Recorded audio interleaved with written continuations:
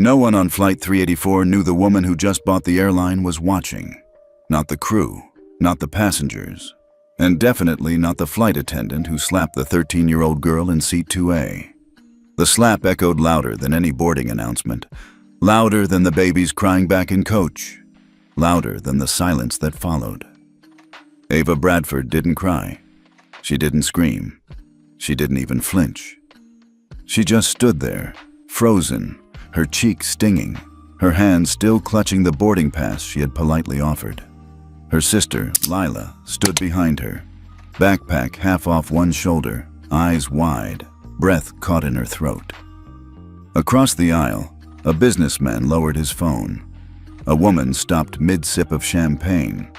The whole first-class cabin went still. "Where did you steal this ticket from?" the flight attendant snapped, snatching the boarding pass from Ava's hand. "Did someone let you through as a joke?" "There are seats," Ava said quietly, trying to hold her voice steady. 2A and 2B. My mom booked them.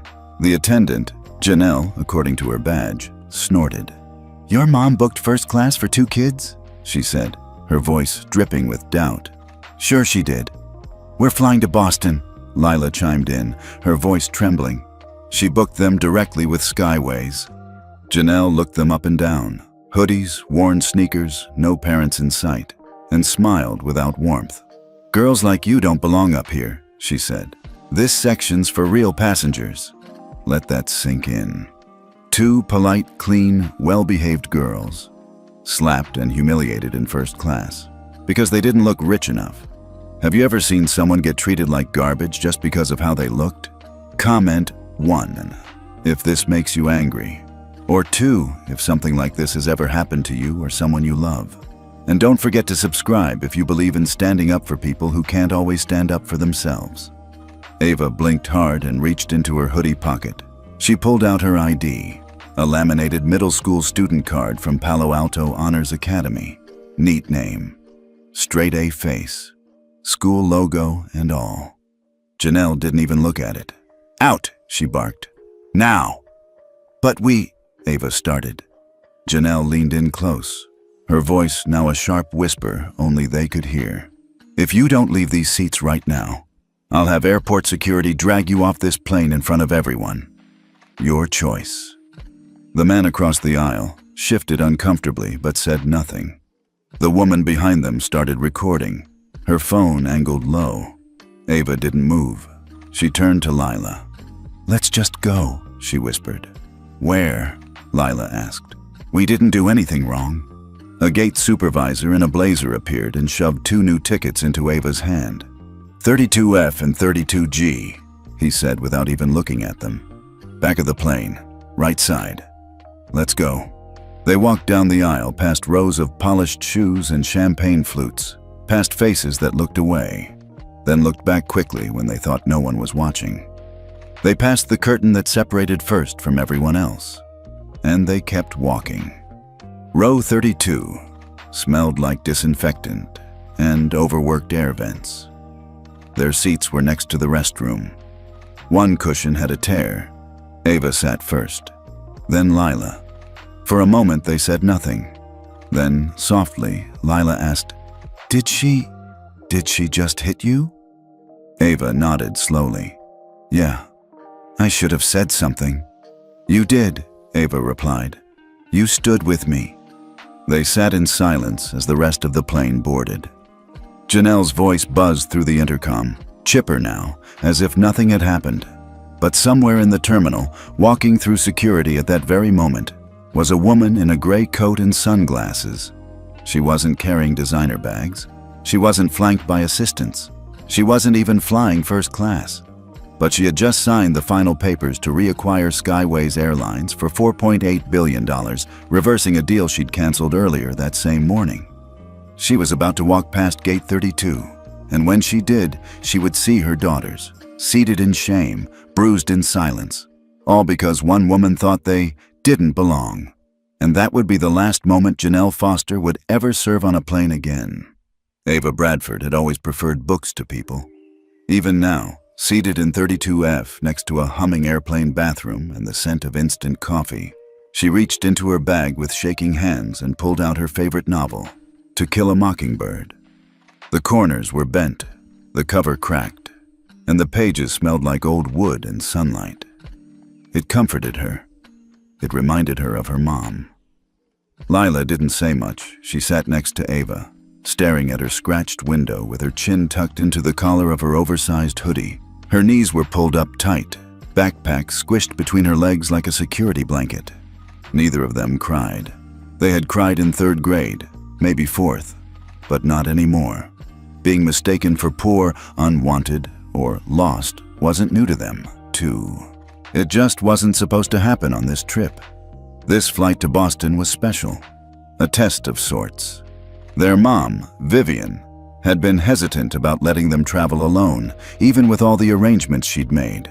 The car service, the direct flight, the first-class seats, the pre-approved unaccompanied minor forms, the TSA Fast Pass, the emergency contact numbers.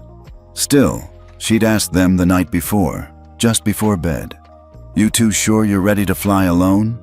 Ava had nodded first. "We're not babies," Lila added. "We're not afraid either." Vivian had smiled and brushed Lila's curls off her face. "All right then," she said. "But promise me you'll call if anything feels wrong."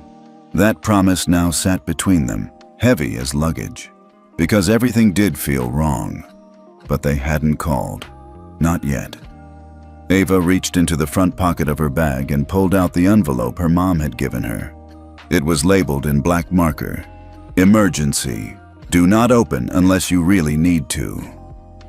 Inside was a prepaid phone, a laminated card with codes and numbers, and a folded letter that Ava hadn't read yet. She didn't open it now either. Instead, she whispered, "Not yet." Lila turned to her. "What?" "Nothing," Ava said. "Just thinking." Lila nodded, then said softly, "I hate how she looked at us." Ava didn't have to ask who she was. Janelle, the flight attendant, the woman who slapped her, the woman who accused them of stealing their tickets, the woman who sent them back here near the restroom, like they were less than the other passengers. "Like we were, I don't know," Lila continued. "Some kind of street kids." Ava glanced down at their clothes, matching hoodies, hers navy, Lila's gray. No logos, no designer shoes, backpacks worn from school and camp. No monogrammed luggage, no makeup, no rich kid vibes, as Lila once called it. They looked normal, and that, apparently, was the problem. Their mom, Vivian, had always insisted they live that way. "You don't learn anything if everything is handed to you with a gold spoon," she'd say. Vivian Bradford was a billionaire, not by inheritance, but by invention. She had built her first company from her college dorm, sold it by 30, built another, then another. Her name was whispered in Forbes circles and VC boardrooms, but at home, she was just mom. She made lunch. She drove carpool. She didn't believe in private chefs or nannies or even first-name-only housekeepers. What she did believe in was integrity, hard work, and being able to see people for who they were, not how they dressed or how much they had. And so, Ava and Lila had been raised plain, intentionally. Not because their mom didn't love them, but because she did. Vivian never flaunted her wealth. She refused to use her power as armor. She didn't want her daughters growing up afraid of being told no, or unable to handle life's pushbacks. But now, Ava wondered if maybe they'd been wrong to stay silent. Maybe they should have called. Maybe her mom would have wanted to know. A soft chime rang overhead. "Final boarding call for Flight 384 to Boston," the intercom buzzed. Lila let out a breath. "Wish we were already there?" Ava didn't respond. She was thinking about something her mom had said just before they left that morning, when she kissed their foreheads outside the car. "What matters most, girls, is not how the world sees you, but how you see yourselves." But what if the world didn't just see you wrong? What if it hit you for it? From somewhere up front, Janelle's voice returned on the speaker. "Welcome aboard Flight 384. Flight time to Boston will be 5 hours and 20 minutes. We'll be pushing back shortly. Lila shifted in her seat. Do you think she told anyone she hit you? No, Ava said flatly. She doesn't think she did anything wrong. Will anyone believe us? Ava looked toward the front of the plane, past the heads, past the curtain, toward the place they were supposed to be sitting. She swallowed hard. I don't know. Somewhere else in the terminal, just beyond gate 32, a woman in a gray coat was walking faster now. Her phone had buzzed minutes earlier. 2 new messages, both short. One from Ava, one from Lila. And now she wasn't smiling anymore. Vivian Bradford was heading for the plane, and whether her daughters called her or not, she was about to change everything. They were 2 rows away from their new seats in the very back of the plane when it happened again. The sting on Ava's cheek had faded into a dull throb, but the ache in her chest was growing sharper by the second. Row 32 was already half occupied. 2 passengers stood in the aisle rearranging their luggage in the overhead bins. The air was thick with the mixed scent of cleaning chemicals and recycled breath. As they waited, clutching their new boarding passes, Janelle appeared again, this time at the front of the cabin, loud and theatrical. Ladies and gentlemen, she announced with a customer service smile that didn't reach her eyes. We've had some seating confusion today. Just a quick reminder, first class is for ticketed passengers only. We appreciate your understanding. Ava stopped mid-step. She knew exactly who that announcement was for. Lila's fingers tightened around hers. Passengers looked up from their phones. A few turned to glance toward the rear of the plane, as if scanning for the so-called confusion. Someone near row 20 muttered, "Seriously?" under their breath. Janelle's voice came again, sweet like poison. We do our best to accommodate all travelers, but rules exist for a reason. Everyone should sit where they belong. Ava's face flushed. Lila looked like she might cry, but blinked it back. Neither spoke. They slid into 32F and 32G without another word.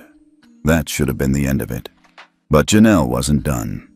Minutes later, as passengers settled in and the final boarding group trickled down the aisle, she approached their row with a clipboard and forced cheer. Well, I'm just here to confirm that you 2 are Ava and Lila Bradford, correct? Ava nodded cautiously. And you understand you've been reassigned to these seats due to irregularities with your original boarding location? Lila frowned. Irregularities? Janelle's smile thinned. You attempted to sit in first class without proper authorization. That's not true, Ava said, her voice calm but firm. We had valid tickets. You took them from us. Sweetheart, Janelle cut her off, bending closer so only the nearby passengers could hear. This conversation is not optional. If you'd prefer, I can have security explain the situation more clearly. Lila's breath caught. Ava stayed still. I'm fine right here, Ava replied softly. Thank you. Lovely, Janelle said. Then let's not have any more confusion about where you belong. She straightened, adjusted her blouse, and walked off, satisfied. A few rows ahead, a gray-haired woman with a crossword puzzle lowered her pencil and watched Janelle walk away. She looked back at the girls, then quickly looked down. A young man in cargo pants and a Patagonia hoodie across the aisle shook his head slightly. He'd heard everything. He did nothing. The thing about public humiliation is that it spreads.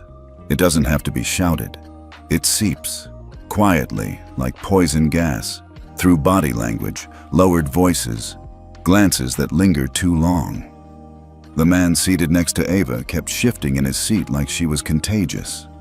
The toddler 2 rows behind them pointed and said too loudly, "Mommy, why did the mean lady yell at those girls?" The mother shushed him. Ava wanted to disappear. Lila curled up in her seat, arms crossed over her chest. It wasn't the slap anymore. That had been shocking, sure, but this was slower, colder, more exhausting. This was what it felt like to be dismantled without anyone touching you. 20 feet forward, behind the drawn first-class curtain, Janelle sipped water from a plastic cup.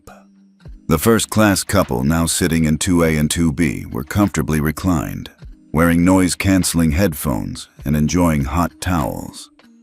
They hadn't asked what happened to the kids who were there before, and she hadn't offered.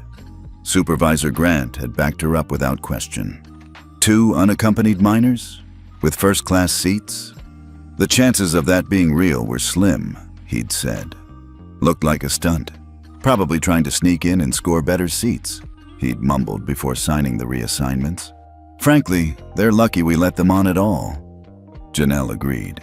She'd seen enough in her 20 years of flying to know when someone didn't belong. Torn backpacks, scuffed shoes, hoodie strings chewed at the ends. Girls like that didn't book $1,200 seats. They weren't priority members. They didn't even carry iPads. It wasn't about race. It wasn't about class. It was about fitting the cabin. Or so she told herself. Back in row 32, Ava stared at the tray table in front of her. Her fingers hovered over her mom's emergency envelope. Still unopened. Next to her, Lila whispered, "Are we gonna be okay?" Ava nodded, but it was hollow. Because she didn't know. What she did know was that people like Janelle didn't slap by accident. They didn't announce seating clarifications for no reason. They didn't call attention to passengers they weren't trying to embarrass. And worst of all, they usually got away with it. But not today.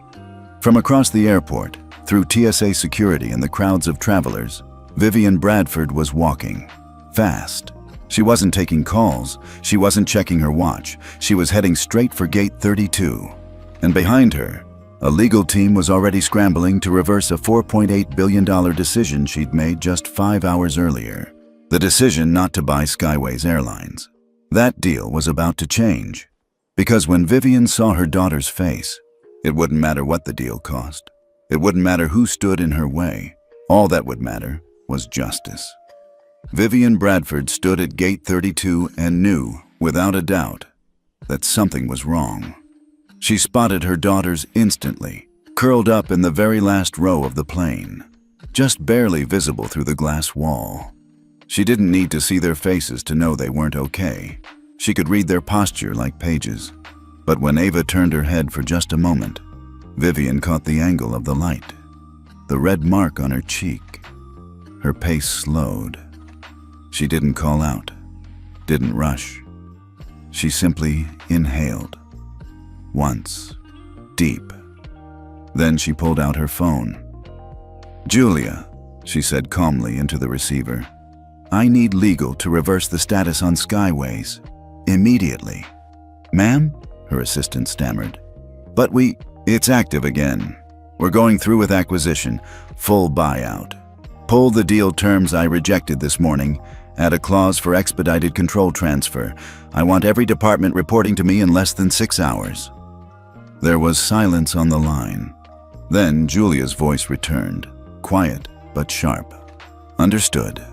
Vivian kept walking. Gate 32 was now swarming with staff preparing for final departure.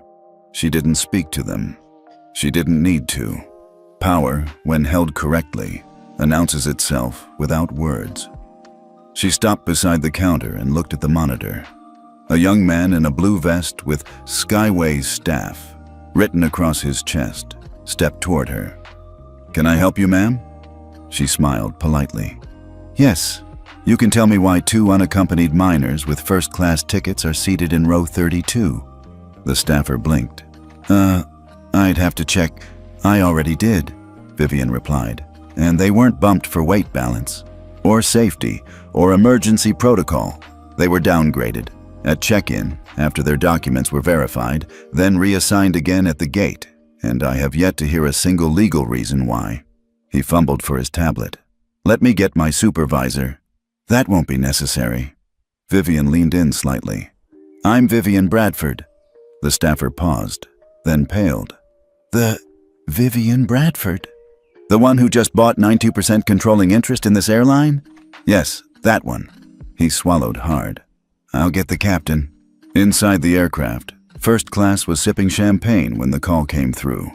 "Cabin crew, stand by. Gate supervisor requests hold. New boarding instructions pending. Janelle frowned and stepped into the galley. Now what? She muttered. The phone rang on the wall. She picked it up. Yes, wait, who? No, I don't have any children on the manifest in first class. They were reassigned. Why? Silence. Then her face changed. Not dramatically. Not a scream or gasp. Just stillness.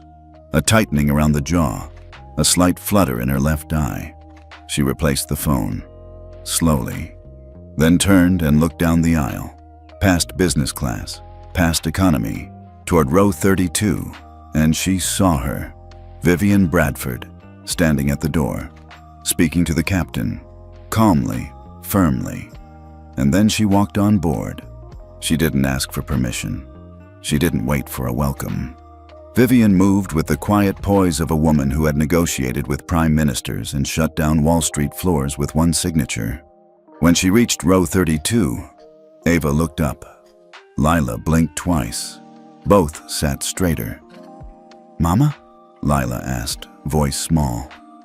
Vivian knelt down slowly in the cramped space. She touched Ava's cheek with 2 fingers. Just barely. Still warm. Then she looked her daughter in the eyes. "You okay?" Ava nodded. We didn't want to bother you. You said only in an emergency." Vivian smiled, but there was fire behind it. "This is an emergency." She stood, turned, and faced the entire cabin. "Captain," she said to the man now walking down the aisle toward her, "we need to delay this departure, immediately. I'm sorry, but I've just executed a $4.8 billion reacquisition of Skyways Airlines," she said evenly. "As of 12 minutes ago, the board ratified my controlling stake. I'm now the acting chairwoman of the Executive Oversight Board and effective CEO. Delay the flight." Passengers began to murmur. "Ma'am," the captain tried. Vivian raised a single eyebrow. He picked up the phone. "This is Flight 384. Holding at gate due to executive directive. Stand by for further instructions." Janelle appeared at the front of the cabin. Her usual brisk confidence had evaporated. Vivian walked forward to meet her. "You struck my daughter," she said plainly. Janelle opened her mouth, closed it, tried again.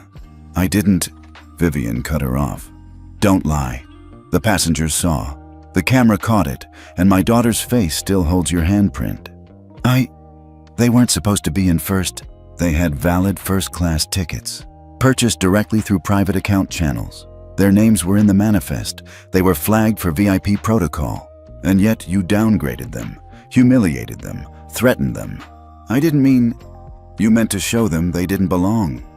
The cabin had fallen completely silent. Vivian stepped slightly closer, her voice still calm. "You were wrong. Have you ever had someone tell you, without words, that you didn't belong somewhere? Comment 1 if you've lived that moment. Comment 2 if you believe some people need to learn the hard way who they're messing with." Vivian turned back toward the aisle. "Captain, please have this flight deboarded.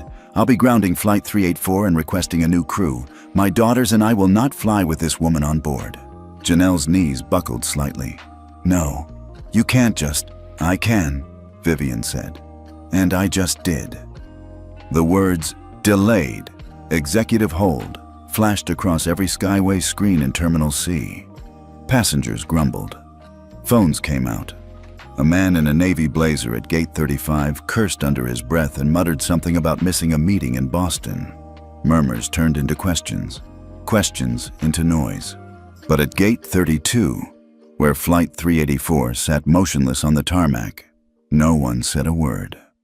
Because Vivian Bradford had stepped onto the jet bridge, and behind her came 2 men in suits, one with a leather case, the other holding an iPad logged into a secure executive system.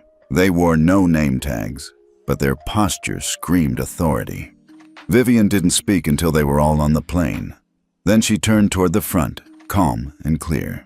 "I need the full flight crew assembled, here, now." Janelle hesitated in the galley, still clutching a service tray like it could protect her. Captain Hawthorne emerged from the cockpit, face tight. 2 junior flight attendants followed, shifting awkwardly in their loafers. "Captain," Vivian said. "Names?" He straightened. Captain Dennis Hawthorne, ma'am. First Officer Reed Monroe. Lead Flight Attendant Janelle Foster. Cabin crew Elise, Ryan." Vivian's legal counsel nodded, taking silent notes. "Good," she said. "Now here's what's going to happen." The entire cabin leaned in, though no one dared to move. Vivian didn't raise her voice. She didn't need to. Her tone was enough. "This flight has been grounded. Permanently. Flight 384 will not depart today, and neither will this crew." Janelle blurted, "This is highly irregular." Vivian raised a hand. "Irregular," she repeated, "is when a crew member physically assaults a minor in first class, then proceeds to humiliate her and her sister across multiple touch points of the customer journey. Check-in, security, boarding, in-flight." "I didn't," Janelle began.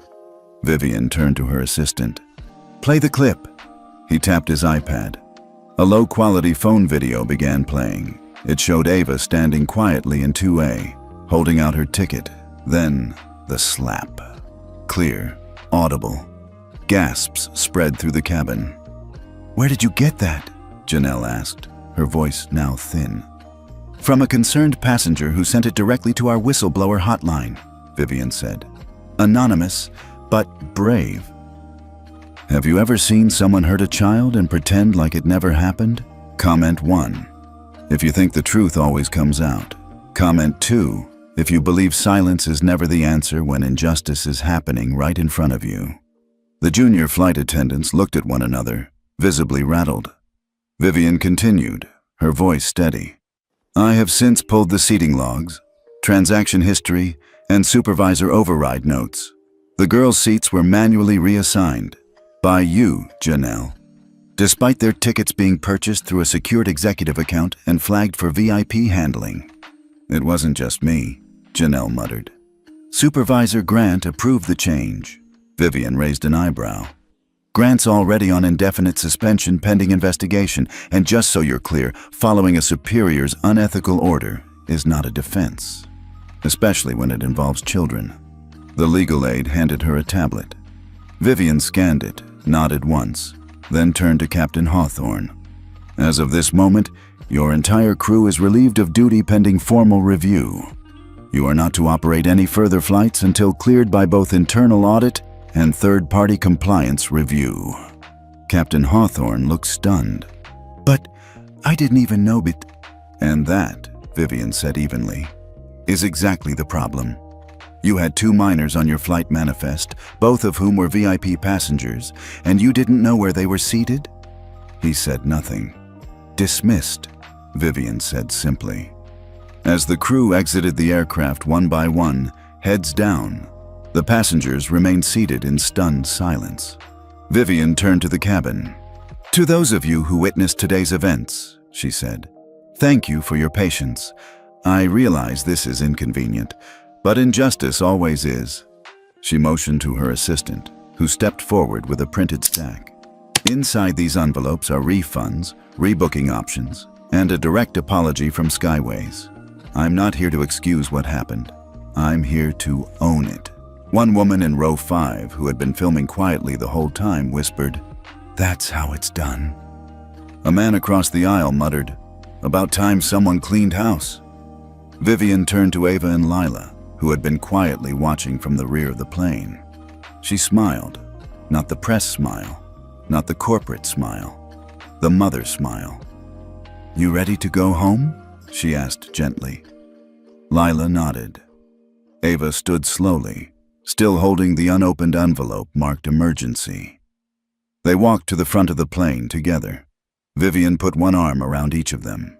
As they stepped back onto the jet bridge, the silence in first class was still absolute.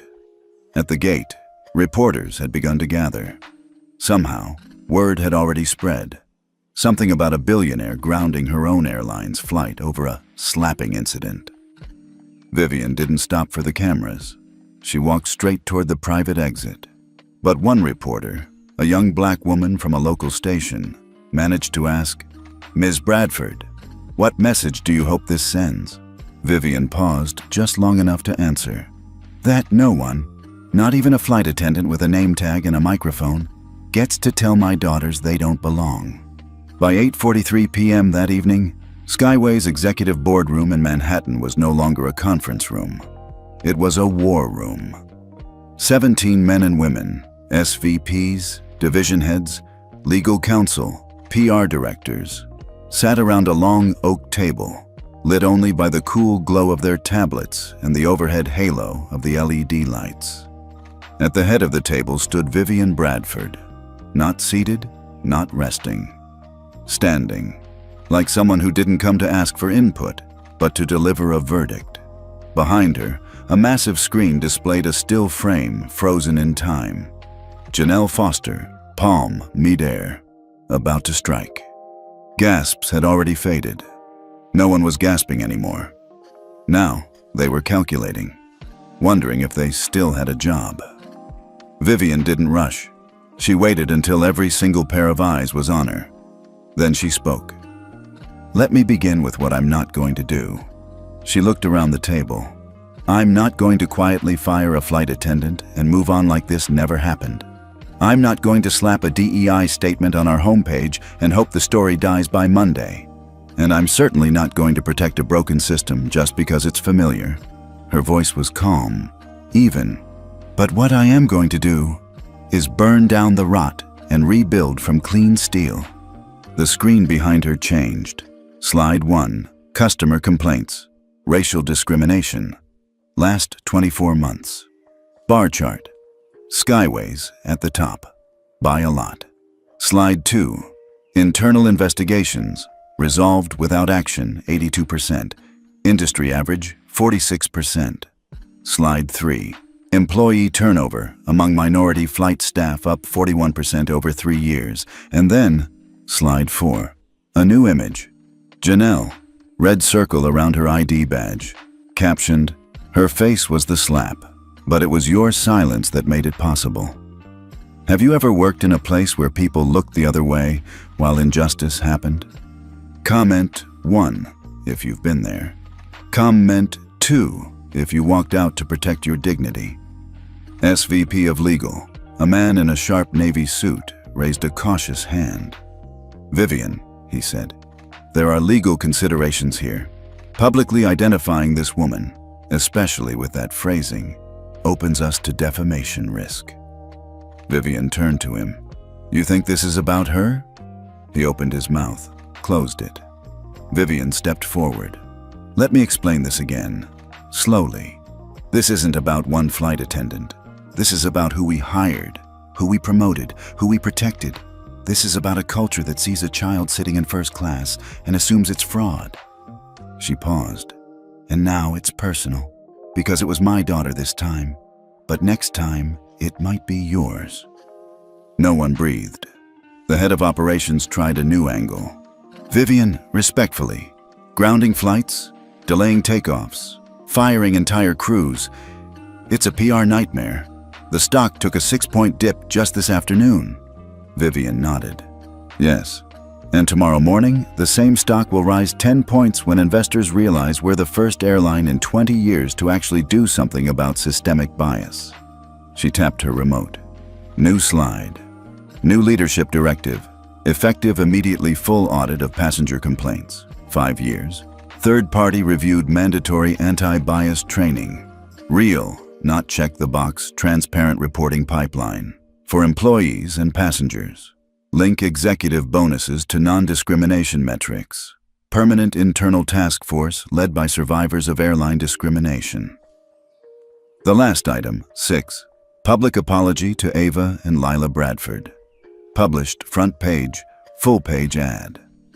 Someone at the end of the table whispered, "She's serious." Vivian looked at him. I'm not just serious. I'm done playing CEO games. I don't need to be liked. I need this place to stop hurting people. And then she said it, the line that would end up printed across newspapers the next day. We're not fixing PR. We're fixing the airline. By 9:12 p.m., half the room was on their second espresso. Vivian was still standing. Legal was drafting the apology letter. HR was scheduling town halls. The head of digital was already rewriting the employee conduct policy. But someone, somewhere, still thought they had a shot at pushing back. "We've never had a CEO operate this emotionally," said someone from investor relations. "Feels unstable." Vivian smiled. "If you think accountability is instability," she said, "you're the reason the plane is falling." Her final slide loaded on screen. It showed a quote from a Skyways brochure in 2004. "Flying is about trust." Vivian looked at it for a moment, then back at the room. "Let's earn it." Then she picked up her coat. "I'll be in Denver in 6 hours. First staff town hall begins at 7 a.m. sharp. Anyone who shows up late, don't bother coming in at all." She walked out without waiting for applause. There was none. Just silence. The kind of silence that follows the truth. By sunrise, Denver International Airport's main atrium was unrecognizable. Where there were usually flight delay notices and sleepy travelers sipping burnt coffee, there were now cameras, lights, and every major news outlet from coast to coast. CNN, MSNBC, CBS, even international outlets like BBC and Al Jazeera had sent crews. The reason? Vivian Bradford was about to speak. Not as a billionaire, not as a CEO, but as a mother who'd had enough. She stood at the podium flanked by her daughters, Ava and Lila, both now dressed in matching navy cardigans with crisp collars. Behind them was a massive banner bearing the new Skyways slogan, "Dignity without exception." She didn't begin with a legal disclaimer or a brand-safe apology. She began with a sentence that stopped every mic in its place. "A flight attendant slapped my child in first class because she didn't look like she belonged there." You could hear the room exhale. "What followed was not a mistake," she continued. "It was a system. A system that didn't question why 2 well-behaved girls were removed from their paid seats. A system that didn't pause when they were harassed, humiliated, downgraded, and dismissed." Vivian's tone didn't rise. It didn't need to. It was surgical. And because no one paused, I did. I paused the plane. I paused the stock. I paused the silence. Have you ever stayed silent when you knew something was wrong, just to avoid rocking the boat? Comment 1 if you regret that moment. Comment 2 if today's the day you choose differently. Vivian continued. "I've spent 20 years in boardrooms watching people get rewarded for protecting profit over principle. I've seen bad behavior explained away as a training issue or a one-time mistake. But today, I'm calling it what it really is. Cowardice wearing a name badge." She looked straight into the cameras. "To every passenger who's been looked at like they didn't belong, this change is for you. To every employee who spoke up and got pushed out, this change is for you too." She took a breath, then outlined what no airline executive had ever dared to say on live national TV. The Bradford Initiative for Airline Equity, as read on air, now trending worldwide. Public Accountability Wall, monthly publication of verified discrimination complaints and outcomes.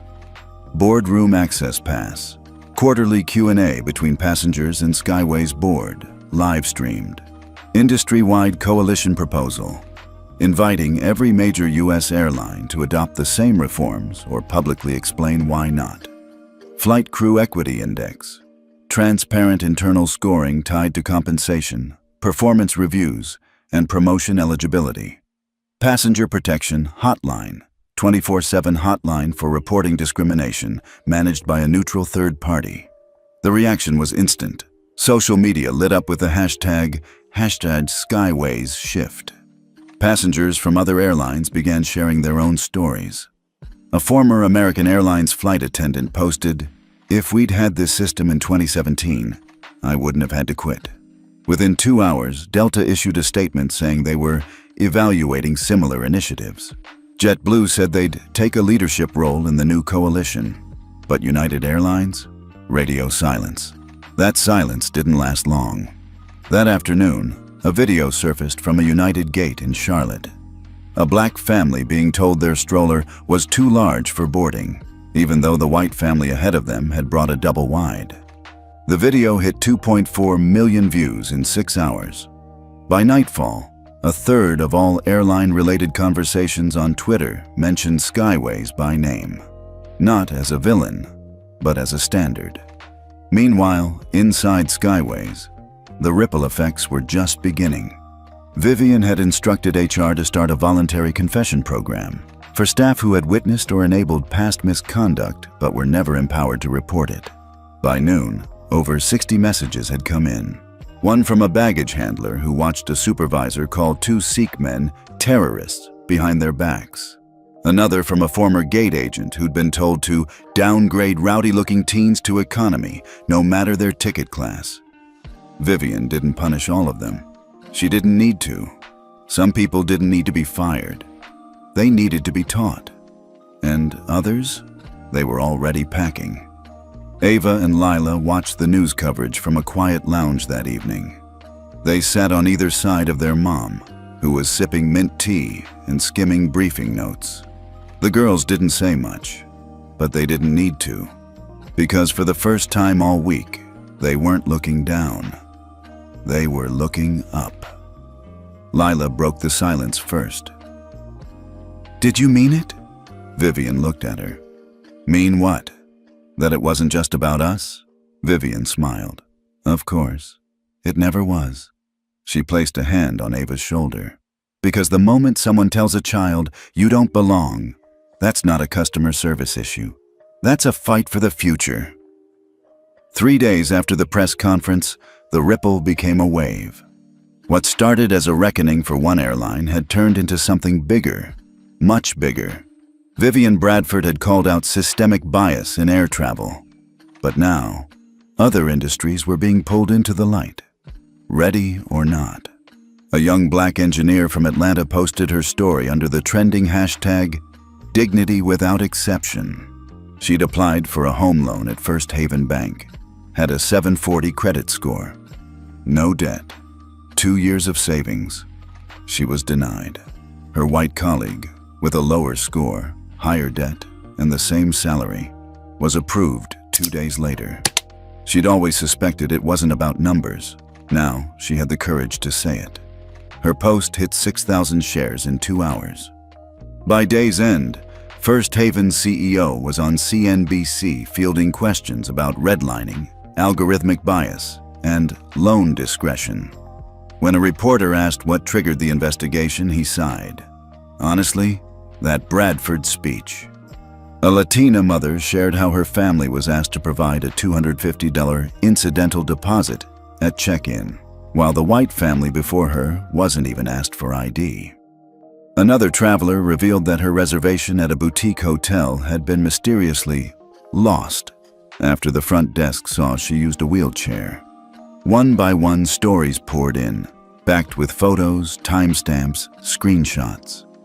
Within a week, over 40,000 posts had surfaced across social media platforms using the phrase, "If she hadn't slapped that girl, I never would have spoken up." The world was listening.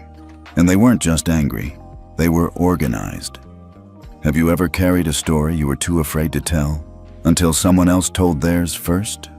Comment 1 if you finally shared it.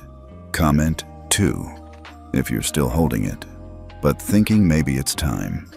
Back at Skyway's headquarters, Vivian watched the movement grow from her 37th floor office. There were binders on her desk labeled hotel, banking, retail, education. Not because she was pivoting careers, because now everyone wanted her advice. CNN, the White House, the Chamber of Commerce. They all called. How did you change an airline in 72 hours? Can you help us audit our diversity policies?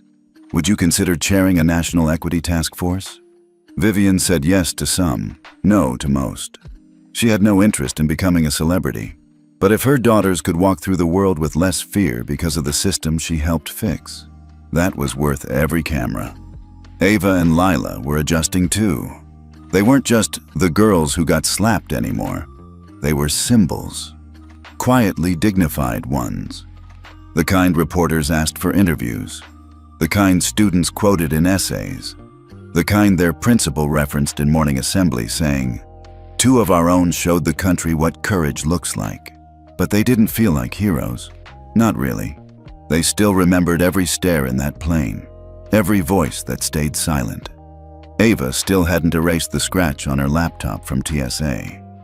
Lila still couldn't hear the word reserved at a restaurant without tensing. The trauma was real, but so was the change. They could see it. Their inbox was full of messages from strangers. "I'm a flight attendant. I spoke up today because of you. I was denied a job last year because of my name, but I filed a complaint this morning, and I'm not afraid anymore. My daughter's in a wheelchair. Your story gave me the words I've never had." Sometimes Ava read them out loud. Sometimes they both cried. Sometimes they just held each other and said nothing. And that was okay too. One evening, while walking past the den, Vivian overheard Lila on the phone. "No, I don't think we were brave. We were just tired of being polite." Vivian smiled. That was the truth, wasn't it? It wasn't about bravery. It was about reaching the point where silence cost more than speaking. A week later, Vivian spoke again. This time, not in a press conference, not to shareholders, to students. She stood on a stage at Wellington Prep, looking out at the auditorium filled with teens, some excited, some skeptical, all watching. She didn't lecture. She told them what Ava and Lila had taught her. Change doesn't begin with a headline. It begins with a moment you could let go, but don't. It begins when someone crosses a line and you draw one back. It begins when you're tired of swallowing your voice just to keep the peace. She looked at the crowd. You don't need power to start a revolution. You just need enough pain to stop pretending everything's fine. Silence. Then applause. Then something better than applause. Reflection. The backlash didn't start with a headline. It started with a whisper. A Reddit thread titled, "Are we sure the Bradford girls didn't fake it?" A Twitter post. "We only heard one side." A late-night TV pundit. "Seems like another case of woke parenting gone too far." Then it snowballed. Within 48 hours, hashtags like "had Bradford privilege" and #slaphoax began trending. The same girl who'd been humiliated on a plane was now being accused of manipulating the world. Ava saw the first comment on a classmate's Instagram story. A meme of her face, photoshopped next to a luxury jet, with the caption, "Cry harder, first class Barbie." She didn't say anything. She just shut the app and stared at her screen. Blank. Lila found out in the cafeteria. A kid from the soccer team waved his phone and laughed. "Hey Lila, you want my seat or you gonna sue me?" It wasn't just cruelty. It was dismissal. As if everything they'd endured was now being framed as a performance. Have you ever told the truth and then been punished for it? Comment 1 if that truth cost you something. Comment 2 if you're still afraid to tell it. Back at Skyways HQ, Vivian had already seen the early waves of smear. Articles calling her a tyrannical executive mother. Accusations that she weaponized motherhood for power. One headline even read, "She bought an airline just to prove a point. Now everyone's paying the price." She knew where it came from. Delta's PR firm, United's lobbyists, old guard execs threatened by change they couldn't control. But knowing didn't make it sting less, especially when she walked into her daughter's room and found Ava curled on the bed, headphones in, eyes red. "Sweetheart?" she asked gently. Ava sat up. "I didn't think it'd turn into this. It's not your fault. They think I lied." Vivian sat beside her. "You didn't lie. You lived." Ava didn't respond for a long time, then whispered, "I wish we never boarded that plane." Vivian blinked. Those 8 words cut deeper than any headline ever could. Lila, too, was quieter now. Not because she'd lost confidence, but because she didn't want to be the angry girl. She overheard teachers whispering. She noticed classmates avoiding eye contact. And when one of the boys in her math class said, "Careful what you say, she might get you grounded," she laughed politely, went to the bathroom, and cried for 7 minutes. Vivian was used to storms, hostile takeovers, boardroom betrayals, mergers gone sour, but nothing rattled her like this, watching her daughters question their own dignity. So she made a choice. She wouldn't respond with a press release. She wouldn't sue for defamation. She would speak as what they tried to erase her as a mother. 3 nights later, she sat in front of a webcam, live streaming from her home office. No makeup, no suit, no filters, just Vivian. The caption read, "I'm not a CEO right now, I'm just a mom." Tens of thousands tuned in. They say my daughters lied. They say I used my power to make a point. They're right about one thing. I did use my power, but not to punish anyone, to protect everyone. Because if a child can be slapped in front of witnesses and still be doubted, then every child is at risk of being erased. My daughters didn't cry for attention. They cried because it hurt. And now, people laugh because they're afraid of what that truth says about them. She paused. This story isn't about race or class or wealth. It's about dignity. The kind we're all born with. The kind no airline or internet comment gets to decide. Her voice stayed steady, but her eyes didn't. And that's what broke the internet. By morning, her stream had hit 12 million views. The comments were flooded with, "You're the mom I wish I had. I believed you from the start. Keep going. We need this." Even journalists who'd questioned her motives began to walk it back. One op-ed read, "Maybe the problem isn't how loud she was. Maybe it's how many people chose to stay quiet." At school, things didn't magically fix overnight. But Ava noticed something. Fewer stares, more nods. Someone left a post-it on her locker. "You were brave before it was trending." And Lila, during lunch, saw one of her classmates hand her a folded piece of paper. Inside was a note. "My little sister is autistic. They treat her like she's broken. Thank you for speaking up. You gave me courage." Vivian watched all of it quietly. She didn't call another press conference. She didn't push her daughters to speak again. She just kept the light on, the doors open, and the truth loud enough to survive the silence. Because when you threaten systems built on silence, they scream back. And that scream? It wasn't the end. It was proof that the world was finally listening. The invitation was printed on thick linen paper. No logo, no date, just a time and an address. Vivian Bradford had seen these kinds of meetings before, quiet rooms full of loud money. They didn't send emails. They didn't schedule through assistants. They made a call, then followed up with silence. And that silence was supposed to intimidate her. It didn't. At exactly 6:00 p.m., Vivian stepped out of her black SUV and into the marble lobby of a private high-rise in Midtown Manhattan. Top floor. No press, no record. The receptionist didn't ask for her name. She just nodded once and pressed the elevator button. 30 seconds later, Vivian walked into a room that looked more like a country club than a corporate suite. Mahogany, cognac, leather chairs older than most careers. 5 men were already seated. 2 from Delta, 1 from United, 1 from Southwest, 1 from American. Not a woman in sight. Not a black face in the room. Vivian smiled anyway. "Ms. Bradford," said the man from Delta, standing halfway, "we appreciate you coming." "Of course," Vivian replied. "I'm always interested in conversations about collective progress." There was a beat of silence. Then United's CEO cut in. "Let's not dance around. Your reforms, they're shaking the whole sector." Vivian didn't blink. "Good. That means they're working." Southwest chimed in. "Look, no one's saying equity isn't important, but grounding flights, tying bonuses to complaint data, that's dangerous precedent." American's man nodded. "You're turning customer service into public theater. That's not sustainable." Vivian looked around the table. "You didn't call this meeting to talk. You called it to contain me. Have you ever walked into a room knowing they didn't want your ideas? Just your silence. Comment 1 on if you've been that person. Comment 2 if you've learned to speak anyway." Delta's CEO leaned forward. "Vivian, let's be honest. The media's made you a hero. Great.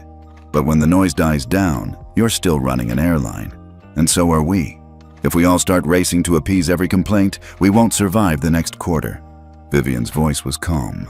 You mean, if we start treating people like humans, it might cost you some bonuses? Silence. I'm not chasing applause, she continued. I'm fixing the core business model, the one that quietly assumes some passengers matter more than others. United's CEO chuckled. And in the process, you're making the rest of us look like dinosaurs. Vivian smiled.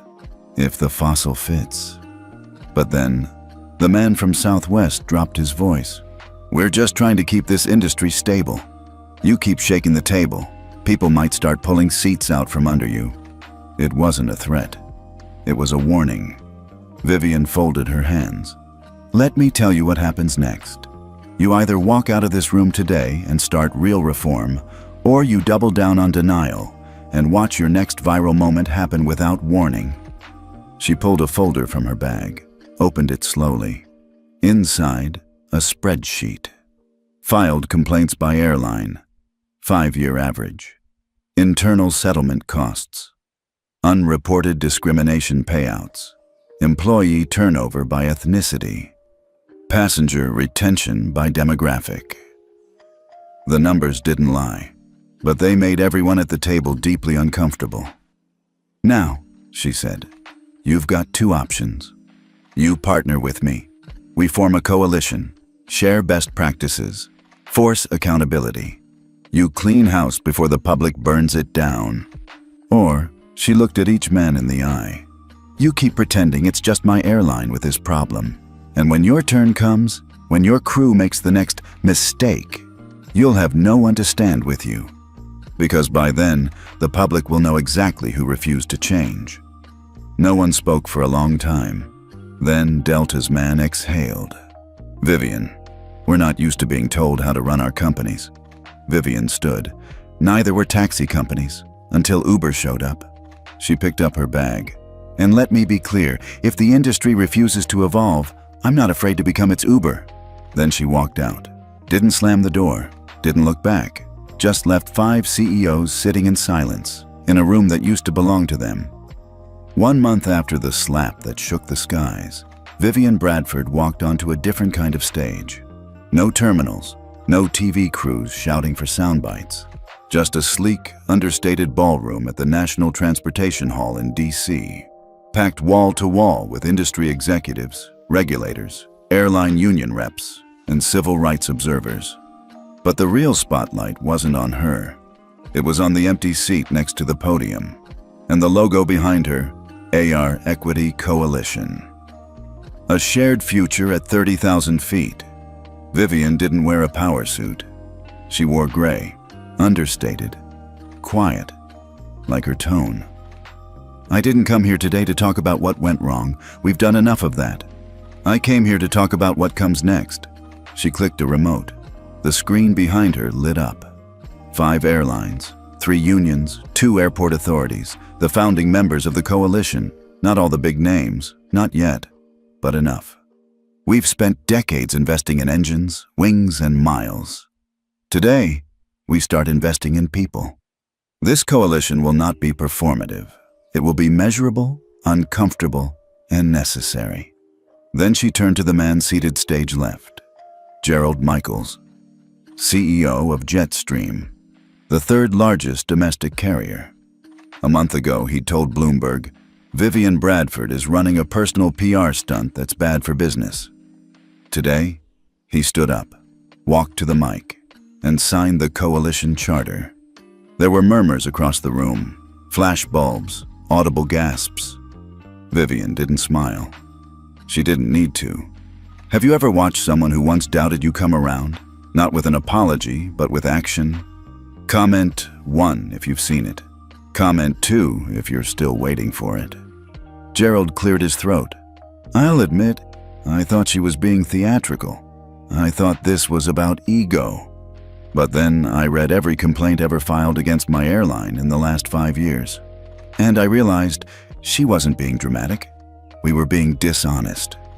He signed, stepped back, shook her hand. No speeches, no hugs. Just consequence meeting clarity. Backstage, Ava and Lila watched it all unfold from behind the velvet curtain. They were taller now, not physically, but in how they stood. Ava whispered, "That's the man who called us spoiled." Lila replied, "He just signed our names into history." Vivian resumed the mic. "This coalition isn't about being woke. It's about being awake. Awake to the biases we've normalized, the silence we've accepted. Air travel is more than metal and fuel. It's who we allow to feel human at 35,000 feet. We don't need slogans, we need structures." Then she unveiled them. Coalition Pillars Passenger Justice Index. Independent annual rating of airline equity scores, published publicly. Crew Conduct Code. A universal code of conduct across coalition airlines, tied to training and promotion. Equity Ombudsman. A neutral figure passengers can appeal to when internal complaints are mishandled. Live Bias Tracker. Anonymous reporting tool with trend heat maps, accessible by regulators. Youth Passenger Bill of Rights. Protection specifically for minors, adopted by all member carriers. The applause was soft but steady, not wild, but real. One by one, others followed. The head of a regional airline signed. The president of the National Flight Attendants Union added her name. Even a representative from the FAA stood to acknowledge a new chapter. Vivian closed the event with just 6 words. Now we fly forward, together, for real. That night, as the ballroom emptied, Vivian stayed behind to take off her shoes and breathe. Ava came over and handed her a bottle of water. Lila asked, "Do you think the others will join?" Vivian smiled faintly. "They will. Not because I asked. Because passengers will demand it." She looked out the window, past the Potomac, into a sky now a little more honest. "Dignity used to be optional," she said. "Now it's required." 6 months later, the same gate number still glowed above the terminal door. Gate 32, Denver to Boston. Vivian stood with Ava and Lila at the boarding line. But this time, no one stared. No one questioned their seat class. No one reached for a radio when they approached. Just one agent at the counter smiling, checking names. "Welcome aboard, Ms. Bradford. Seats 2A and 2B are ready for you." Vivian thanked her, then stepped aside to let her daughters walk ahead. Ava carried her laptop, now with a bright orange case over the scratch. Lila wore the same bracelet she'd had on the day of the slap, now fixed with a new clasp. Same flight, same people, but not the same world. The boarding process was smooth, polite. Passengers took their seats. No random searches, no whispered comments. Vivian let her daughters settle into 2A and 2B while she took 2C across the aisle. Not because she needed to monitor, but because she didn't need to anymore.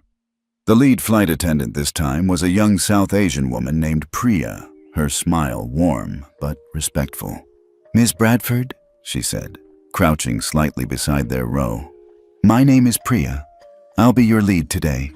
If there's anything at all, that your daughters need, I'm here." Ava smiled back. "Thank you. We're good." It wasn't forced. It wasn't fragile. It was real. 2 rows behind, a little black girl sat between her parents, her braids bouncing as she twisted to look out the window. She looked unafraid, not hyper-aware, not holding her seat like it might be taken. Just excited, the way flying is supposed to feel when you're 7. Lila turned and gave her a quick wave. The girl waved back, her grin wide and gap-toothed. Have you ever looked at a younger version of yourself and realized, maybe you left the world just a little better than you found it? Comment 1, if that moment ever found you. Comment 2, if you're still waiting for it, but working toward it. The captain came on the intercom. "Good afternoon, folks. We'll be wheels up shortly for our trip to Boston. Should be a smooth ride today. And thank you, as always, for choosing Skyways. Vivian smiled faintly at the ceiling. Thank you for choosing. 6 months ago, they hadn't been given a choice. 6 months ago, dignity was something they had to fight to prove.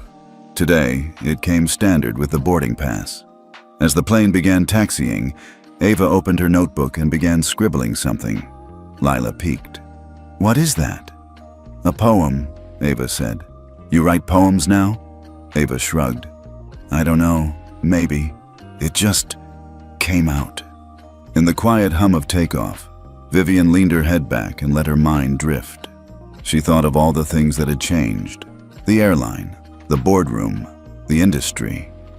But most of all, she thought of her daughters. How they'd once been just 2 girls on a plane, quiet, respectful, invisible. And how now they were a part of something bigger. Not activists, not mascots. Just people who refused to stay quiet when silence hurt more than speaking. When the seatbelt sign turned off, a passenger from economy approached hesitantly. A black woman in her 50s, wearing a simple blue cardigan and holding a paperback. Ms. Bradford, she whispered. I just wanted to say thank you. Vivian smiled. I didn't do this alone. I know, but someone had to start it. She looked at Ava and Lila. And someone had to be brave enough to finish it. The rest of the flight passed like any other. No drama, no incident, no headlines. Just a mother sipping tea, 2 sisters sharing earbuds, and a cabin full of strangers who, for the first time in a long time, were being treated like they all belonged. As they descended into Boston, Ava looked out the window, quiet. What are you thinking? Vivian asked. Ava didn't turn away from the clouds. I'm thinking maybe what happened to us didn't break us.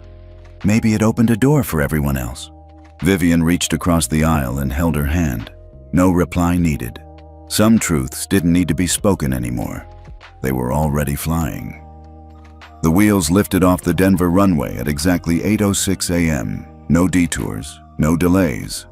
Just the steady hum of engines. The quiet shuffle of flight attendants preparing service. Ava looked out the window as clouds gathered below them like soft mountains. She didn't tense when a flight attendant approached. She didn't glance at her ID or her seat assignment or her bag like she used to. She just sat and belonged. In the row behind her, the little girl with braids had begun drawing. She glanced forward at Ava now and then, wide-eyed with silent admiration. Vivian noticed. She leaned toward Lila and whispered, Do you see that? Lila nodded. She's not afraid like we were. Vivian smiled softly. That's how change starts looking normal. Later, when snack service began, Priya, the flight attendant, returned with a quiet gesture. She crouched beside their row, held out a folded napkin. Inside it were 2 handwritten notes, one for each girl. Ava's read, You're the reason my niece still wants to become a pilot. Lila's read, Because of you, I stayed in this job. You gave me hope it can be better. They read in silence. They didn't cry, not this time. Instead, Lila folded hers carefully and placed it in the back of her phone case. I want to see it when I forget what this meant. Vivian reached across and gently squeezed her hand, not to comfort, but to anchor the moment. An hour before landing, a flight announcement came through. Ladies and gentlemen, this flight marks a milestone. Skyways has now completed 6 months of 0 verified discrimination complaints, thanks to our coalition-backed system. We're proud of the changes and proud to serve with dignity, without exception. Applause broke out in the cabin. A ripple of claps, a few smiles. One woman wiped her eyes and whispered, Finally. Behind them, the little girl with braids had now finished her drawing. She turned in her seat and tapped Ava's elbow. This is you, she said, beaming. She held up a crayon sketch. A girl with big hair, a crown, and an airplane behind her. Ava looked stunned. Is that my cape? The girl giggled. Yeah, you're the hero. Vivian caught it all. And in that moment, she didn't need a press conference, a charter, or a board vote. That moment was policy enough. Boston Logan Airport looked the same. Busy, tired, focused. But for Ava and Lila, it looked different. Not because the building had changed, but because they had. As they walked through the terminal, luggage in hand, Vivian hung back and let them lead. 6 months ago, they'd followed her with heads down. Today, they walked like they belonged in every space they entered. At baggage claim, a man in a business suit recognized them. He didn't ask for a photo. He simply said, "Thanks for what you did," and walked on. That was the new fame. Not noisy, just respectful. Outside, a car waited. The driver, a middle-aged man with graying hair, held the door and said softly, "My daughter's in 6th grade. They studied your story last week." Vivian paused. "They did?" "Yeah. The teacher said it was a case study in ethics. She wrote an essay titled, 'Courage Isn't Loud.'" Vivian blinked. "That's a better title than we ever came up with." That night, back at their hotel, the girls ordered room service and curled up to watch a movie. Vivian stepped out to the balcony. Boston's skyline glittered across the bay, alive with light. She pulled out her phone, not to check email, but to open her notes app. Typed 3 sentences.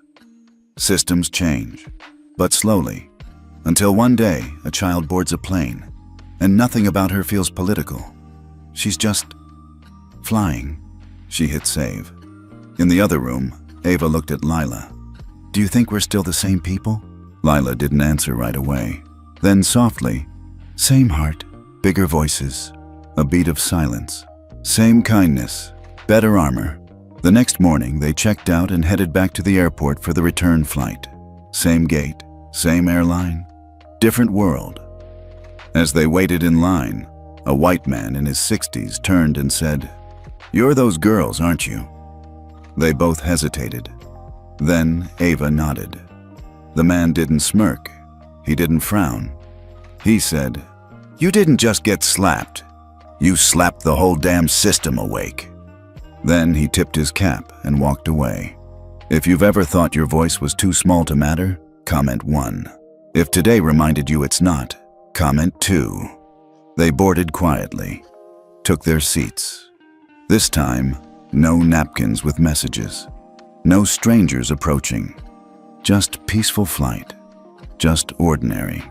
And that was the most beautiful part, because now being treated fairly didn't feel like a victory. It felt like normal. The plane took off. They didn't cheer. They just looked forward, the way change should feel.